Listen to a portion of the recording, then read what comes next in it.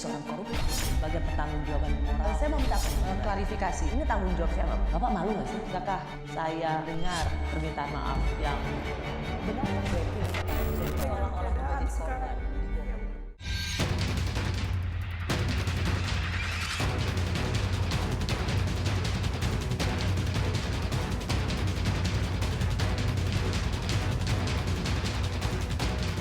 Menjatuhkan pidana kepada terdakwa tersebut oleh karena itu dengan pidana mati.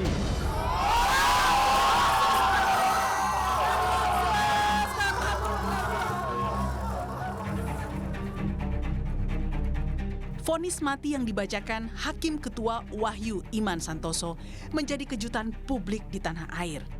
Kejutan vonis ini sekaligus menjadi jawaban doa bagi keluarga almarhum Yosua Huta Barat. Kami sangat bangga dengan keputusan hakim pada saat ini. Telah terbuka semua kasus, diungkap dengan benar-benar ya, dan keadilan itu kami rasakan pada saat ini. Sementara istri Sambo, Putri Chandrawati, mendapat vonis 2,5 kali lebih berat dari tuntutan jaksa penuntut umum. Menjatuhkan pidana terhadap terdakwa Putri Chandrawati dengan pidana penjara selama 20 tahun.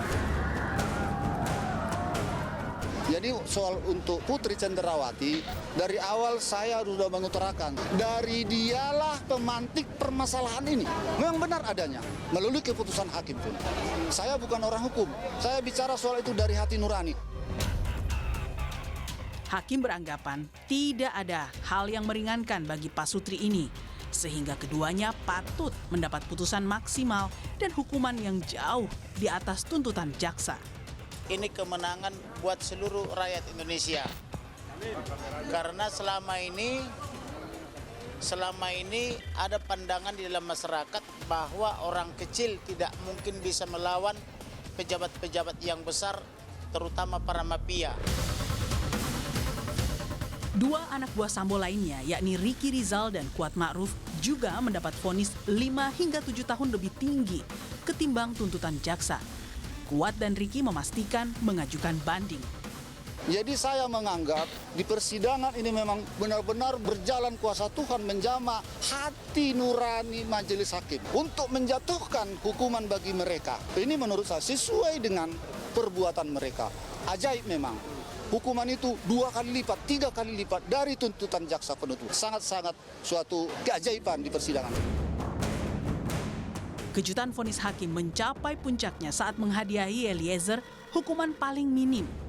Tak hanya statusnya sebagai justice collaborator yang dikabulkan, pengajuan amicus curiae para akademisi pun dipertimbangkan hingga pengampunan keluarga Yosua menjadi hal yang meringankan hukuman Eliezer. Menjatuhkan pidana terhadap terdakwa Richard Eliezer Budiang Lumiu dengan pidana penjara selama 1 tahun dan 6 bulan. Menetapkan terdakwa tetap berada dalam tahanan. Menetapkan terdakwa sebagai saksi pelaku yang bekerja sama atau justice collaborator. Menyatakan barang bukti adalah sebagaimana dalam surat tuntutan jaksa. Vonis minim hakim untuk Eliezer menjadi tonggak kemenangan kejujuran, sekaligus bukti bahwa masih ada wakil Tuhan yang mengawal keadilan dalam perkara yang erat dengan relasi kuasa sang aktor intelektual.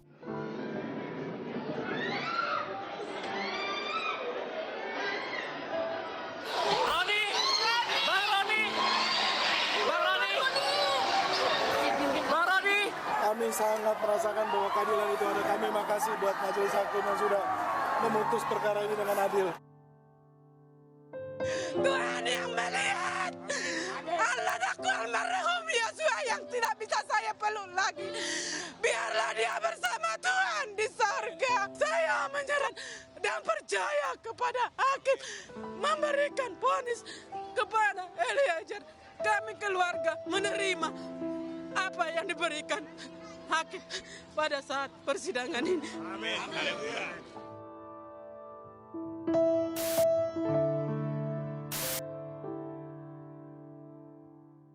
Sudah bersama saya Ibu Albertina Ho. Ia merupakan hakim non-aktif saat ini karena ia bertugas sebagai anggota Dewan Pengawas KPK. Bu Albertina, kita ketemu lagi. Waktu itu masih dalam persidangan awal. Anda mau kembali muncul kalau sudah vonis katanya. Dan sekarang vonis. Apa tanggapan Bu Albertina dulu melihat mahkota hakim yang menjadi putusan kemarin? Kalau tanggapan saya melihat bahwa putusan hakim itu mendapat apresiasi yang luar biasa dari publik. Itu yang saya lihat. Terlepas dari putusan hakim itu tepat atau tidak, benar atau tidak, tapi mendapat apresiasi dari publik. Anda melihat itu ya? Ya. Karena pada saat pembacaan tuntutan, Bu Albertina, itu ada sorai juga, tapi sorak marah, kecewa ketika Putri Chandrawati hanya 8 tahun, Ya. sementara Richard Eliezer menjadi 12 tahun waktu itu. Tuntutan jaksa ini dikecam banyak pihak. Pada saat pembacaan putusan hakim ada sorak-sorai yang seperti merasa inilah yang merasa keadilan yang memang ditunggu-tunggu oleh Jadi masyarakat. sepertinya masyarakat merasa menang dengan putusan yang kemarin dibacakan. Putusan hakim kemarin dirasa sangat menjadi bagian dari apa yang selama ini dilihat oleh publik ya Bu Albertina. Tapi saya mau tanya, kalau misalnya Bu Albertina jadi hakim, kira-kira kayak gini juga nggak sih putusannya? Begini Mbak Rosi, jadi hakim itu kita dalam menjatuhkan suatu putusan, mulai dari awal persidangan sebenarnya kita sudah melihat semuanya itu. Sudah mulai membangun keyakinan kita melihat dulu ini perilaku orang-orang yang kita sidangkan seperti apa, itu semua kita lihat. Dan ini nanti berujung kepada lamanya pidana yang akan kita jatuhkan. Sementara fakta-fakta yang terada di persidangan itu berujung kepada terbukti atau tidaknya tindak pidana. Jadi terbukti atau tidaknya tindak pidana itu berdasarkan fakta-fakta yang ada, tapi untuk menetapkan lamanya pidana banyak faktor yang mengikuti. Kalau gitu pertanyaan saya ganti Bu Albertina. Apakah Bu Albertina terkejut dengan putusan hakim dan hukuman yang diberikan? Kalau jujur saya tidak terkejut. Tidak terkejut? Saya tidak terkejut. Itu sesuai dengan perkiraan seorang Albertina Karena Ho? saya berpikir demikian. Jadi saya batin saja ya. Oh ini kalau ditimbang-timbang seperti ini, kadang-kadang mengikuti pemberitaan-pemberitaan, ya sepertinya ini akan lebih tinggi dari tuntutan. Sepertinya lebih tinggi dari tuntutan. Tapi saya tidak mengatakan sekian dari tuntutan atau apa, tidak. Karena kan saya tidak menyidangkan perkara itu. Mungkin yang ini akan lebih rendah dari tuntutan. Ya. Nah demikian, itu dari perhitungan. Putusan hakim ini mengobati rasa kecewa yang luar biasa pada tuntutan jaksa. Jadi dianggap sebagai obat penghibur keadilan. Karena apa yang menjadi tuntutan jaksa itu sangat-sangat mengecewakan. Pernah nggak ada kejadian seperti ini dalam perjalanan karir Anda? Saya pikir dalam perjalanan kita ya banyak sebenarnya. Jadi banyak hal-hal, sebenarnya ini hal yang biasa. Tapi karena ini perkara yang disorot oleh publik, sehingga ini menjadi sangat luar biasa. Kita biasa kadang-kadang jaksa putus bebas, hukum, kita putus bebas, hal yang biasa. Kadang jaksa menuntut hanya setahun, kita bisa putus 5-6 tahun. Hal yang biasa juga, tapi tidak terekspos kan karena ini perkara kasus yang biasa. perhatian publik secara ini, luas. Bu Albertina, hari ini kita bicara yaitu hari Kamis 16 Februari. Ya. Jampidum sudah mengatakan dalam rilisnya bahwa kejaksaan tidak akan mengajukan banding untuk terdakwa Richard Eliezer. Ya. Begitu juga dengan pengacara. Artinya sudah inkrah di tingkat pertama. Salah satu alasan jaksa adalah pertimbangan hakim yang sudah mewakili keinginan jaksa. Baik dalam hal dakwaan, artinya di sini jaksa bilang selain permohonan maaf, tapi jaksa ingin mengatakan bahwa putusan hakim itu mengambil semua apa yang menjadi dakwaan jaksa. Jadi sama dengan jaksa. Ada yang aneh nggak? Sebenarnya kalau kita lihat demikian ya. Jadi dakwaan jaksa itu yang menjadi dasar hakim untuk membuktikan, ya, menjadi dasar hakim untuk memeriksa perkara itu di persidangan. Terbukti atau tidak, itu dakwaan jaksa. Jadi kalau ini terbukti ya jelas karena itu menjadi dakwaan jaksa. Nah, Tetapi kita dasar pemeriksaan dulu di situ. Nah, kemudian ada tuntutan. Ada tuntutan dari penuntut umum juga kan. Nah, tuntutan itu yang menggambarkan bahwa menurut penuntut umum terbukti di persidangan berdasarkan fakta-fakta di persidangan. Nah, Itu tuntutan. Di dalam tuntutan itu juga kalau kita perhatikan penuntut umum juga sudah mempertimbangkan hal-hal yang memberatkan maupun yang meringankan bagi terdakwa. Dan itu yang dijadikan dasar penuntut umum akan menuntut berapa. Itu. Nah, kemudian hakim juga membuat putusan. Putusan itu juga berdasarkan fakta-fakta hukum yang ada di persidangan juga. Berdasarkan fakta-fakta hukum yang ada di persidangan. Nah, dalam menjatuhkan lamanya pidana, hakim juga mempertimbangkan faktor-faktor yang menyertai kejadian yang terjadi itu maupun hal-hal yang terjadi di persidangan. Misalnya dia jujur atau tidak, dia mengakui terus terang atau tidak, menunjukkan penyesalannya atau tidak. Itu untuk menentukan lamanya pidana. Mengapa saya tanyakan ini? Karena kita menyambut baik, mengapresiasi tindakan Kejaksaan Agung untuk tidak banding untuk kasus terdakwa Richard Eliezer. Tetapi menjadi aneh ketika Kejaksaan mengatakan bahwa ya apa yang putusan hakim itulah yang sebenarnya sudah ada dalam dakwaan jaksa. Jelas-jelas ada hal yang sangat berbeda di mata awam banyak orang. Contoh saja seorang Richard Eliezer. Jaksa mengatakan dia bukan justice collaborator. Dia seorang dader atau pelaku utama. Makanya diganjar dia dengan hukuman tinggi. Sementara hakim mengatakan ia bukan pelaku, ia memang bukan pelaku utama. Ia hanya sebagai pelaku. Dan hakim jelas-jelas di sini sangat mempertimbangkan Richard Eliezer sebagai justice collaborator. Nah, itu kita lihat, Mbak Rosi akan melihat itu di dalam pertimbangan dari tuntutan penuntut umum dan pertimbangan hakim. Itu jelas akan kelihatan dan sangat berbeda. Itu. Nah, kalau memang sangat berbeda, ya itulah penilaian orang berbeda. Mungkin penilaian dari Jampidum lain lagi. Ya. Saya hanya ingin karena itu tidak ada banding, tapi kemudian seolah ingin mengklaim, oh ini juga karena hakim mengambil apa yang menjadi dakwaan jaksa. Padahal jelas-jelas di sini, apakah bisakah kita mengatakan hakim justru jauh lebih progresif dari jaksa? Kalau saya pikir kalau dikatakan hakim mengambil dakwaan jaksa, tidak. Dakwaan jaksa itu kan dasar untuk kita pemeriksaan. Dasar pemeriksaan saja di persidangan. Memang sudah semestinya. Iya, seharusnya. Jadi bukan sebagai pembenaran bahwa oh ya bisa seperti ini karena jaksa juga. Padahal sebenarnya secara putusannya jauh berbeda. Itu yang dilihat bisa masyarakat. Dikatakan, kalau mau dikatakan hakim mengambil tuntutan penuntut umum. Itu masih bisa hakim mengambil tuntutan penuntut umum. Tapi dalam hal ini yang Mbak Rosi sendiri sudah katakan tadi bahwa sangat jauh berbeda kan. Nah, Bu Albertina, soal tahapan-tahapan. Ada kena hukuman mati Sambo, Putri 20 tahun, Kuat Ma'ruf 15 tahun dan Ricky Rizal 13 tahun. Saya mau masuk dulu dengan hukuman mati. Orang bertanya, tolong ini dijawab karena di pandangan masyarakat awam, seberapa lama sesungguhnya proses ini bisa sampai dengan eksekusi? Wah, kalau dikatakan itu proses ini masih sangat jauh. Masih jauh sekali, masih saya katakan masih lama. Masih lama? Lama sekali. Karena ada banding di pengadilan tinggi, lalu ada kasasi. Masih ada lagi peninjauan kembali PK. Dan bisa beberapa kali? Beberapa kali PK itu bisa diajukan.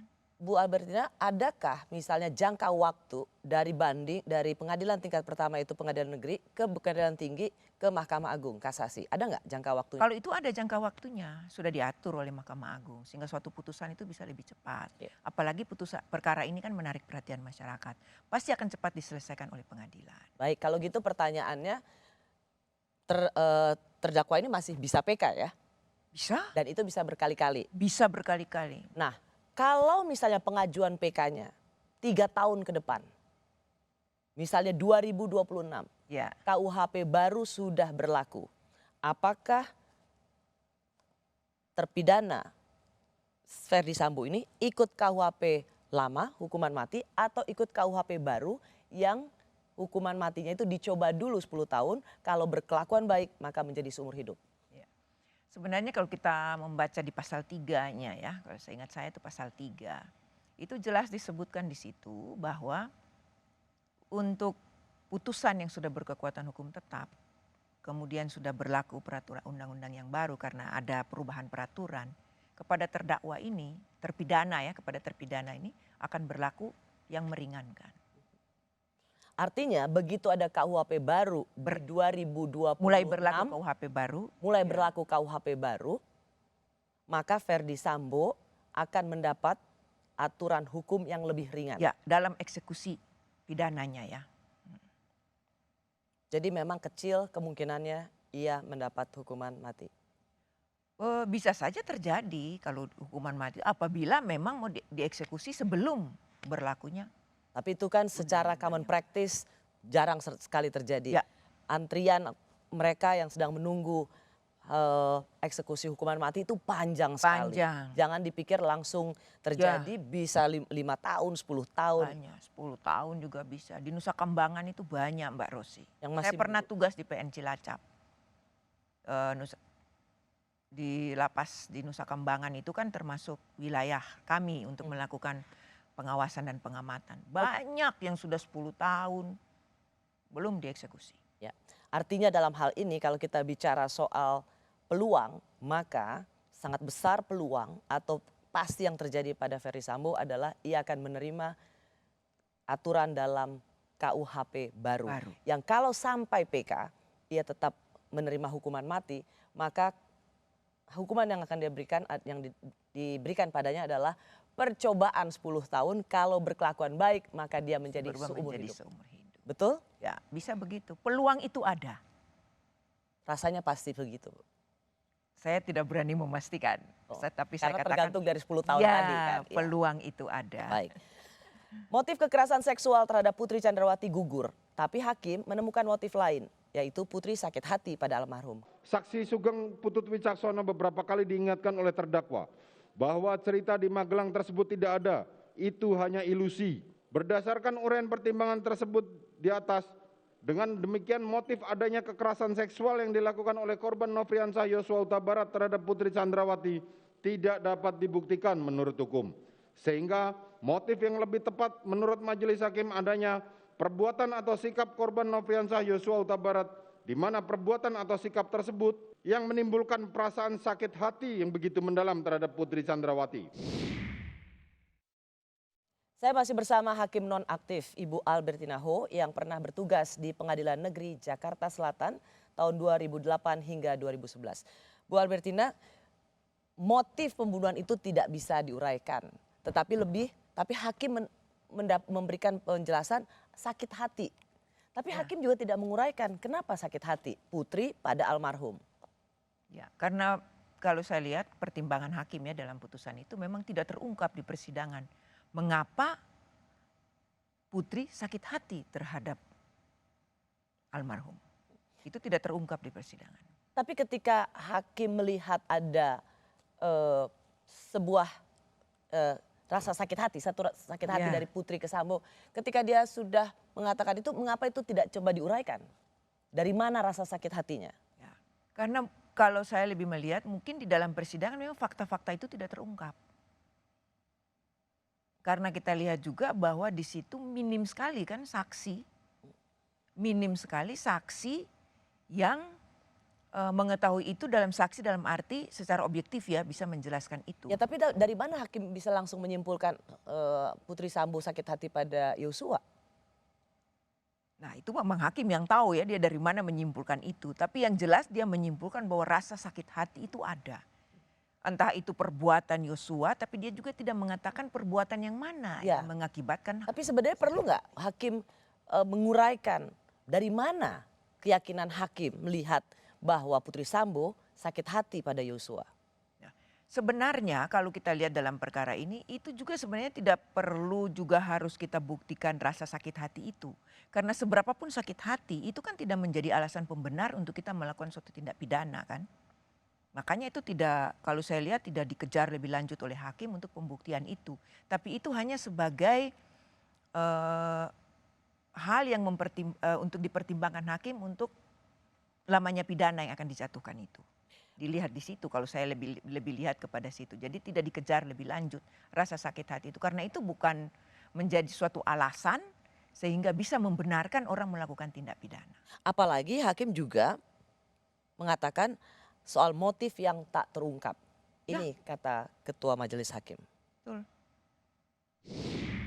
Menimbang bahwa sangat disayangkan motif terdakwa tidak terungkap dalam persidangan.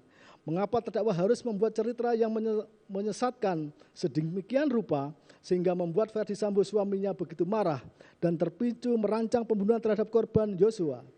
Sehingga terdakwa tidak bisa kembali, terjebak ceritanya sendiri, akibatnya terdakwa justru terlibat menjadi bagian turut serta dalam rencana pembunuhan korban Yosua. Ya tadi itu dibacakan oleh anggota Majelis Hakim, Hakim Ribut Alimin.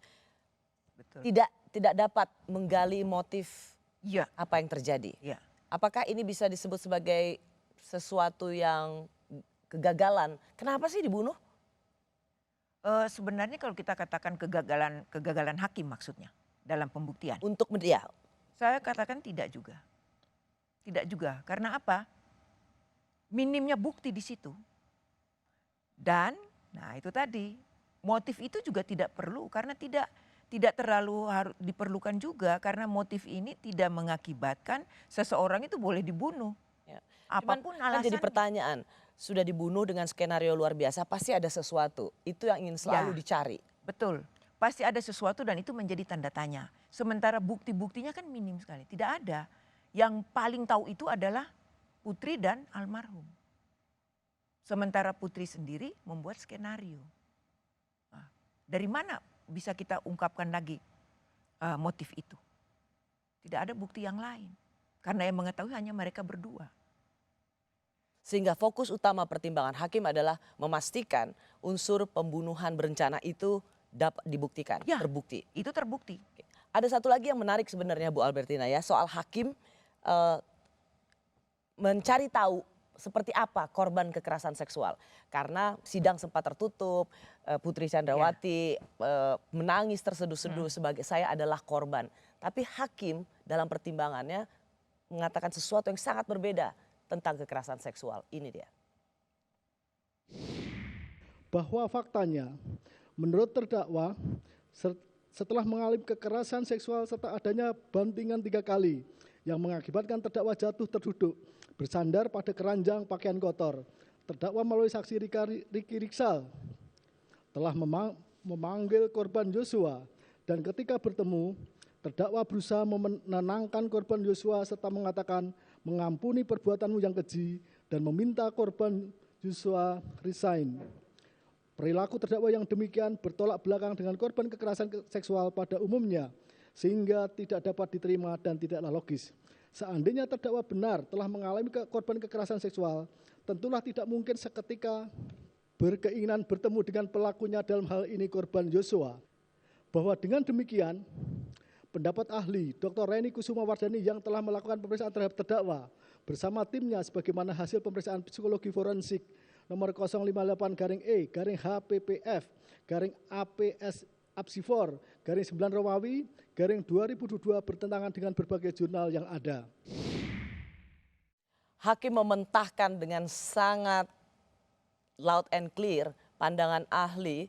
Dia adalah ketua Apsifor, Asosiasi Psikologi Forensik, yang masih melihat harus ditelisik kemungkinan kekerasan seksual.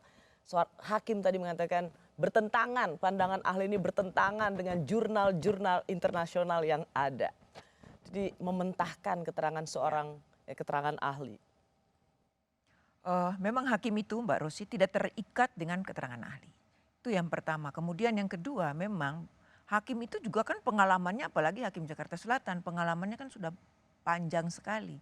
Dan banyak perkara-perkara kekerasan seksual yang kita tangani dan kita tahu bagaimana perilaku korban-korban kekerasan seksual ini. Ya, tapi kan ini kan ahlinya nggak kaleng-kaleng, dia sering dipakai oleh polisi untuk menjelaskan psikologi forensik, tapi kemudian dengan satu kalimat saja oleh hakim itu malu sih sebenarnya sebagai ahli kalau dianggap bertentangan loh dengan jurnal-jurnal yang ada. Saya pikir itu hal yang biasa lah. Karena hakim itu juga ahli, berdasarkan pengalamannya menangani perkara-perkara kekerasan seksual, Mbak Rosi. Tidak ada korban-korban kekerasan seksual itu setelah menjadi korban, kemudian dia mau bertemu dengan pelaku. Hakim melakukan risetnya sendiri. Saya mendengar Berdasarkan pengalaman. ya, mendengarkan pertimbangan saksi ahli, tapi ia melakukan risetnya sendiri. Ia mencari tahu, bahkan ia membaca satu jurnal dari Kusnul Fadilah, ia dari Yayasan Pulih soal pemulihan trauma perempuan korban kekerasan seksual, dan ia membaca juga dari berbagai jurnal internasional. Bahkan ia juga mengutip Dr. Jane Lane soal bagaimana korban kekerasan seksual. Jadi ketika ada saksi ahli mengatakan sesuatu yang tidak meskipun dia ahli tapi nggak masuk akal, nggak logis. Menurut hakim tidak rasional menurut hakim ya, sehingga hakim menggunakan ahli yang ini dan menggunakan pengalaman dia sendiri. Itu boleh, tidak masalah. Dia riset sendiri, tidak saja berdasarkan pengalaman. Kalau dia tahu ini keterangan ahlinya, meskipun gelarnya berderet kok nggak masuk akal, karena dia memang saksi menguntungkan untuk Putri Chandrawati. Boleh. Karena begini Mbak Rosi, kalau kita lihat, Mbak Rosi mungkin juga pernah sering mendengar ada yang dikatakan ahli bersaksi segala. Kalau kita periksa di persidangan, itu sering terjadi, ahli dari terdakwa akan memberikan keterangan yang membenarkan terdakwa, memberikan pendapat ya yang menguntungkan terdakwa. Ahli dari penuntut umum akan memberikan pendapat yang menguntungkan penuntut umum. Itu hal yang biasa di persidangan. Bu Albertina, apakah Anda juga terkejut bahwa putusan hakim menghukum Putri Chandra dari 8 tahun ke 20 tahun, maksimal untuk 340? Apa yang Anda lihat keyakinan hakim bahwa Putri Chandra ini menjadi bagian dari pelaku utama? Kalau saya lihat dari persidangan dan mungkin ada juga ya di pertimbangan hakim, saya lihat di sini sebenarnya peran Putri itu besar sekali. Kenapa? Dia itu yang menggerakkan sebenarnya. Pertama kali kan yang menggerakkan sehingga Sambo suaminya tergerak untuk merencanakan pembunuhan. Berarti kan dia yang pertama kali menyampaikan, jadi menggerakkan orang, membakar emosi orang lah katakanlah itu. Yang pertama. Kemudian setelah ada perencanaan itu, seharusnya kalau dia itu tidak berpikir lebih baik ya, dia akan mencegah supaya perencanaan itu tidak terjadi. Tapi ini kan tidak. Bahkan dia seolah-olah berlagak, seolah-olah ya dalam tanda petik, tidak tahu bahwa ada perencanaan pembunuhan itu. Dan hakim sendiri sudah membuktikan di dalam pertimbangan putusannya bahwa perencanaan itu ada dan dia sebenarnya tahu. Meskipun dalam banyak kesempatan ia ditanya oleh hakim, selalu jawabnya lupa dan tidak tahu. Ya. Lupa dan tidak tahu itu jawaban yang paling gampang dan paling mudah di persidangan. Hakim sempat menjelaskan bahwa sikap pura-pura tidak tahu atau lupa yang kemudian ditandai oleh hakim sebagai pura-pura ketika soal CCTV. Sudah jelas-jelas tergambar di situ naik bersama Kuat Ma'ruf, ia bilang lupa. Itu rasanya juga sebuah fakta persidangan yang menjadi pegangan hakim bahwa perempuan ini menjadi bagian dari pelaku utama. Dan itu semuanya itu juga yang semakin menguatkan juga keyakinan hakim lamanya pidana yang dijatuhkan kepada Putri itu sendiri. 20 tahun. Ya, karena perilaku di persidangan, apa yang disampaikan di situ kan bisa dinilai oleh hakim. Ada penyesalannya atau tidak, ada niat untuk memperbaiki diri atau tidak, itu semua kan dinilai. Salah satu juga yang dikatakan oleh hakim, hal-hal yang memberatkan Putri Chandrawati adalah apa yang dia lakukan itu telah membuat tidak saja nyawa seseorang dirampas, tapi memutus masa depan banyak orang anggota Polri. Hingga vonis dijatuhkan, Ferdy Sambo tetap bersikukuh tidak pernah menyuruh Eliezer menembak Yosua. Tapi hakim menemukan fakta yang tak terbantahkan. Menimbang bahwa berdasarkan fakta tersebut di atas, majelis hakim meragukan keterangan terdakwa yang hanya menyuruh saksi Richard untuk membackup atau mengatakan hajar Cat pada saat itu. Karena menurut majelis hakim, hal itu merupakan keterangan atau bantahan kosong yang belaka. Mengingat yang dimaksudkan sebagai niat atau kehendak terdakwa itu hanya membackup saja, maka instruksi itu hanya cukup sampai di Riki Rizal Wibowo. dan terdakwa tidak perlu memanggil saksi Richard Eliezer Budiang Lumiu. Begitu saksi Rizal mengatakan tidak sanggup menembak korban Nofriansah Yosua Huta Barat karena tidak kuat mental. Akan tetapi karena tujuan terdakwa dari semula adalah matinya Nofriansah Yosua Huta Barat, maka kemudian saksi Richard dipanggil untuk mewujudkan kehendak terdakwa yang menghilangkan nyawa korban Yosua tersebut. Saya masih bersama Hakim Nonaktif Ibu Albertina Ho yang pernah menangani beberapa perkara besar seperti kasus suap pajak Gayus Tambunan, kasus pembunuhan Nasruddin Zulkarnain yang melibatkan Antasari Azhar yang waktu itu menjadi Ketua KPK, hingga perkara mafia hukum dengan terdakwa Jaksa Siru Sinaga. Bu Albertina, bagaimana menjelaskan ternyata hajar cat dan tembak cat yang selalu jadi pertimbangan itu justru jadi petunjuk untuk hakim Sambo menembak Joshua? Ya, tadi kan sudah dipertimbangkan oleh hakim ya, bahwa dia sebenarnya kan pertama menyuruh Ricky dulu menembak. Ricky mengatakan saya tidak kuat, mental saya tidak sanggup. Kalau alasan dia hanya untuk backup, kenapa harus memanggil Richard lagi?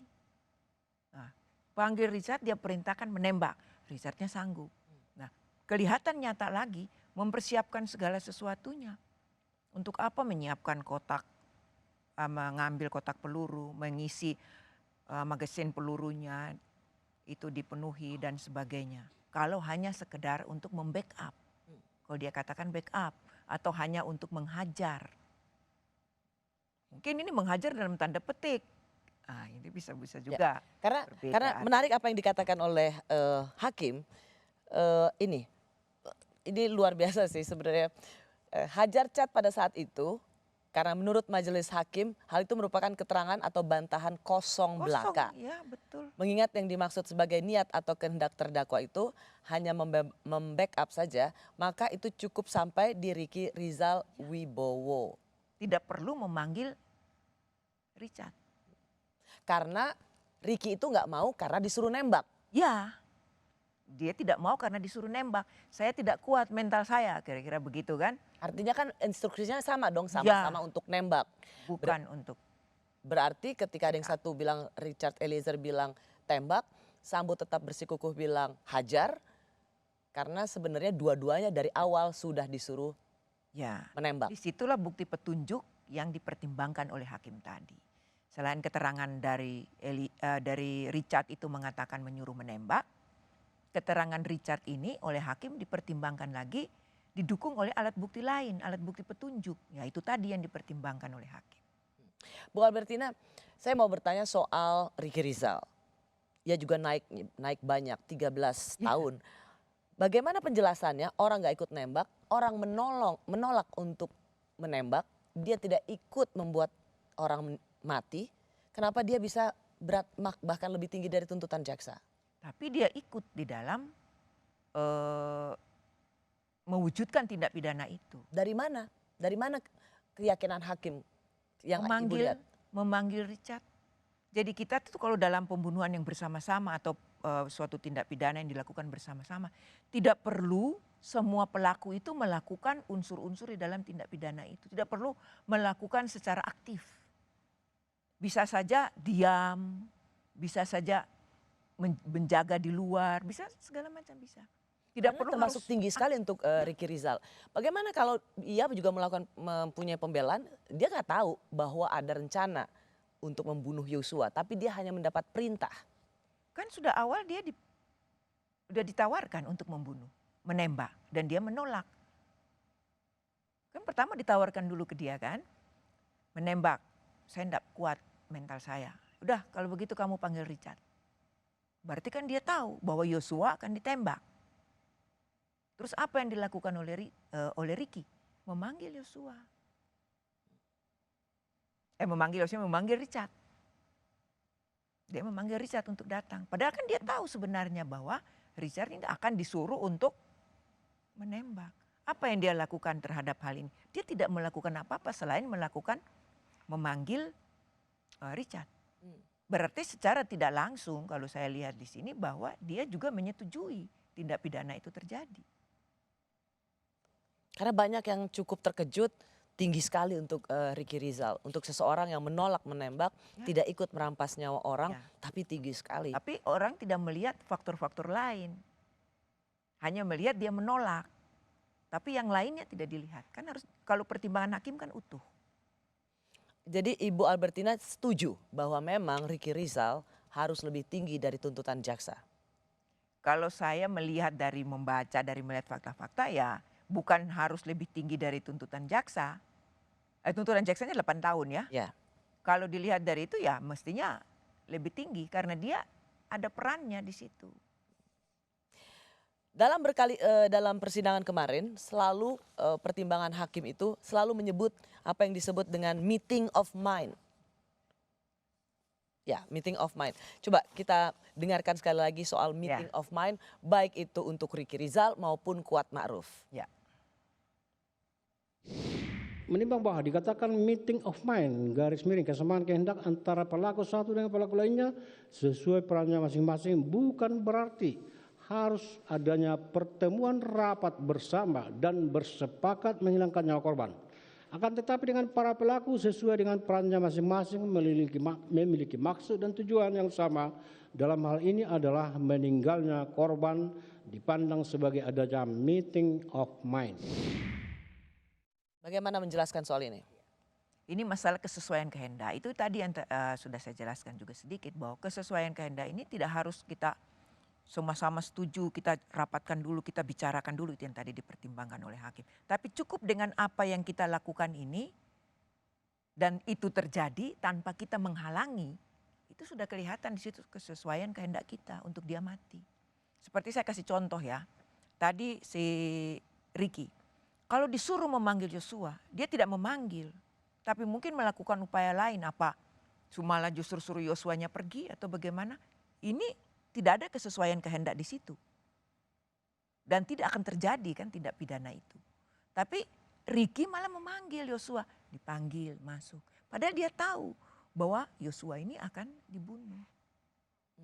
Mengapa orang yang memanggil itu bisa jauh lebih tinggi dibandingkan orang yang disuruh merampas nyawa Yosua? Dibandingkan dengan Richard ya. Itu hakim juga sudah mempertimbangkan.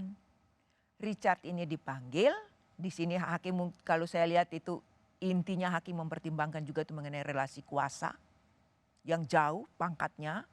Nah, kemudian di sini kita lihat juga bahwa persidangan ini atau tindak pidana ini, perbuatan pidana ini, perkara ini akan sangat sulit pembuktiannya apabila Richard ini tidak sebagai JC.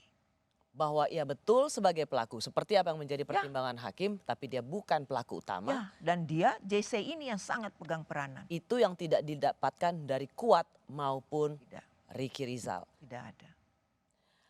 Bahkan mereka sampai di terakhir pun masih mempertahankan keterangannya yang menurut hakim tidak benar itu. Dari seumur hidup ke hukuman mati, itulah vonis yang diberikan hakim untuk Ferdy Sambo. Bu Albertina terkejut? Sebenarnya tidak juga saya. Beberapa hari yang lalu saya baca berita itu juga ada tuntutan mati. Tuntutan mati untuk hukuman mati untuk pembunuhan di mana di Bandung. Apa kira-kira yang menjadi menurut apakah Bu Albertina sepakat dengan apa yang menjadi pertimbangan majelis hakim bahwa ia tidak saja merampas nyawa, tetapi apa yang dilakukan oleh Ferdy Sambo menghilangkan alat-alat elektronik itu mungkin gampangnya adalah barang bukti, kemudian membuat skenario di olah TKP, dan yang paling penting juga yang disebutkan terakhir oleh majelis hakim adalah bagaimana kerusakan yang dibikin oleh Ferdy Sambo ini adalah ke institusi Polri dan menimbulkan begitu banyak korban akibat skenario Sambo. Nah itulah Mbak Rosi, jadi hakim itu dalam menjatuhkan pidana itu seperti matematika, lamanya pidana ya, itu seperti matematika lah. Dia akan berhitung mana yang meringankan dan faktor-faktor mana saja yang memberatkan.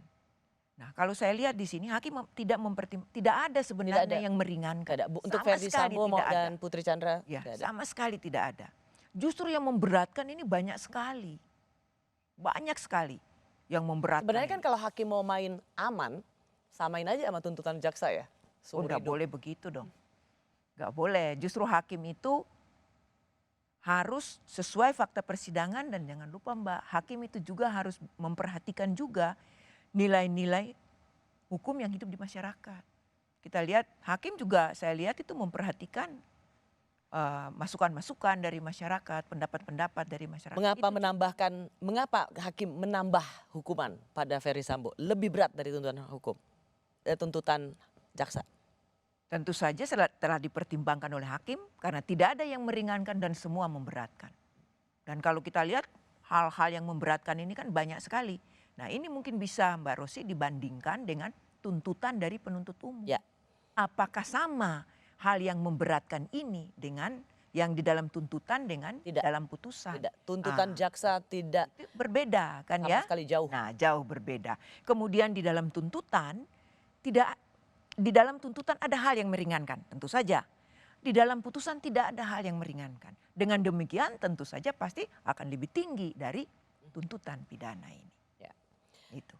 Vonis hakim 1 tahun 6 bulan dianggap sangat mengejutkan, tapi sekaligus mengobati kekecewaan publik pada tuntutan jaksa. Bagaimana menjelaskan pertimbangan hakim untuk vonis Richard Eliezer? Kami keluarga telah mempercayai hakim majelis yang mulia sebagai perpanjangan tangan Tuhan, dan vonis telah memberikan Richard Eliezer yaitu vonis 1 tahun 6 bulan. Biarlah almarhum Yosua melihat dari surganya Tuhan. Eliezer dipakai Tuhan menjadi orang yang bertobat. Benar-benar bertobat. Jangan hanya di saat terdesak. Ini perkataan seorang ibu kepada Eliezer dan yang mendukung kita semuanya. Kepada Ibu Rosti, Bapak Samuel, orang tua dari almarhum Yosua, dan juga keluarga besar almarhum Yosua. Kami mengucapkan banyak terima kasih kepada keluarga yang sudah menerima permintaan maaf Icat dan sudah memberikan maaf kepada Icat. Terima kasih banyak untuk Ibu Rosti. Saya merasakan apa yang dirasakan Ibu Rosti. Kita semua sebagai ibu, dan kiranya Tuhan akan memberikan kekuatan kepada Ibu Rosti dan Pak Samuel, juga anak-anak dan keluarga besar, dan juga PH dari almarhum Yosua.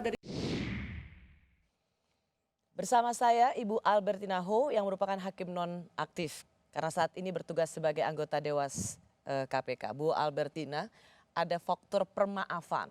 Ya. Meskipun anak dari Ibu Ina atau Richard ini ikut merampas nyawa, tetapi karena ia minta maaf dan keluarga memaafkan, itu termasuk jadi pertimbangan hakim.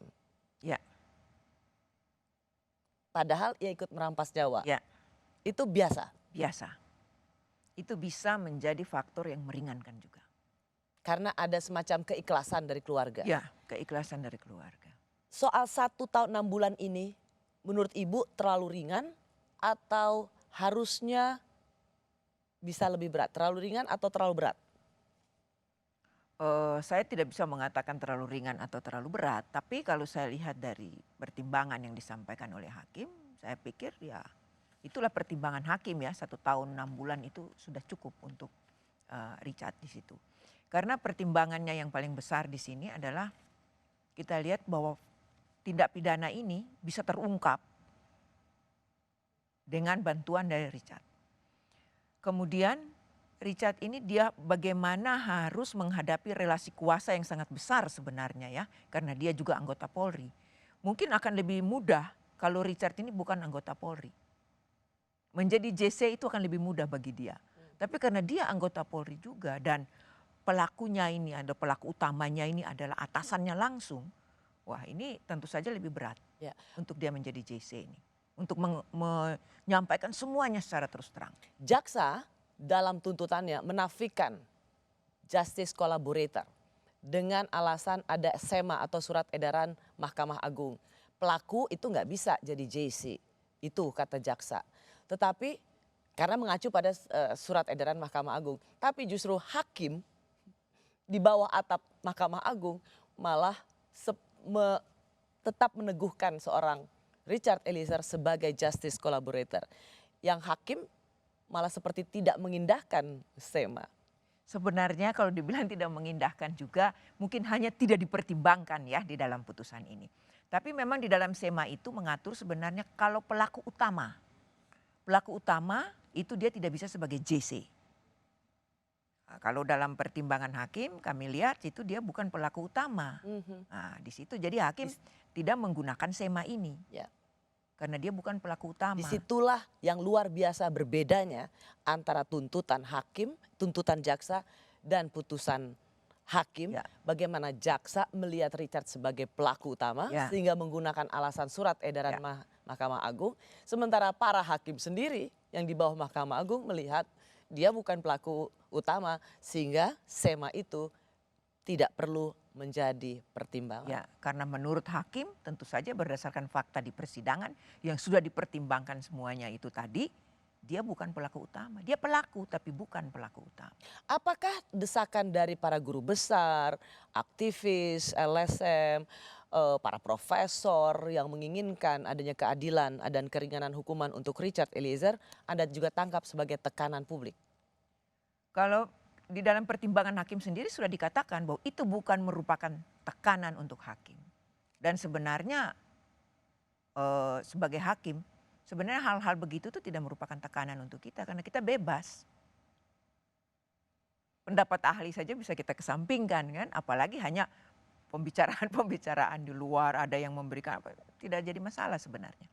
Sebenarnya juga dijelaskan dalam pertimbangan hakim mengatakan bahwa ketika para guru besar, para profesor datang untuk memberikan semacam pandangan keadilan berupa keringanan hukuman untuk Richard Eliezer, itu tidak dipandang sebagai intervensi bagi majelis hakim, tapi kecintaan publik untuk ikut bersama-sama menyerukan keadilan bagi tanah air. Dan itu hakim melihat itu sebagai dia itu justru kalau saya lihat ya, melihat bahwa dia itu harus menggali nilai-nilai keadilan yang ada di dalam masyarakat. Untuk perkara ini dia menilai seperti itu. Jadi dari 1 sampai 10 bagaimana Anda menilai putus vonis hakim? 9,5 atau 10? Kalau 10 terlalu tinggi dan ini masih jauh perjalanannya. Kita lihat vonis hakim di pengadilan negeri ini. Nilainya berapa kalau 1 sampai 10? Ya mungkin nilainya sekitar 8. Kalau menurut saya cukup nilainya sekitar 8 karena perjalanan ini masih panjang. Dan ini belum berkekuatan hukum tetap ya. Kalau sudah berkekuatan hukum tetap itu akan lebih valid kalau kita memberikan penilaian. Baik, terima kasih Bu Albertina Ho. Senang selalu bicara dengan Anda. Terima kasih sama-sama Mbak. Vonis hakim yang menghukum terdakwa Ferdy Sambo dan Putri Chandrawati yang lebih tinggi jauh dari tuntutan jaksa menjadi pengingat mereka yang punya jabatan tinggi harusnya jadi contoh untuk anak buahnya. Bukan semena-mena menggunakan kekuasaan untuk menutup jejak kejahatan yang diperbuat. Menjadi pertimbangan hakim bahwa apa yang diperbuat Ferdy Sambo dan Putri Chandrawati tidak saja telah merampas nyawa orang, tapi telah membuat kerusakan besar bagi institusi Polri dan merusak masa depan banyak anggota Polri yang jadi korban Ferdy Sambo. Sebuah vonis untuk mengingatkan yang berkuasa, menghibur yang papa. Saya Rosyana Silalahi, tetaplah di Kompas TV, independen, terpercaya.